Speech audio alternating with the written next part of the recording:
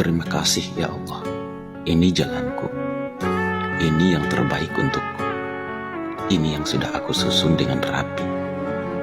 Aku yakin takdir Allah itu adalah yang terbaik. Luaskan rasa sabarku dan ikhlasku dari apapun yang tengah aku jalani.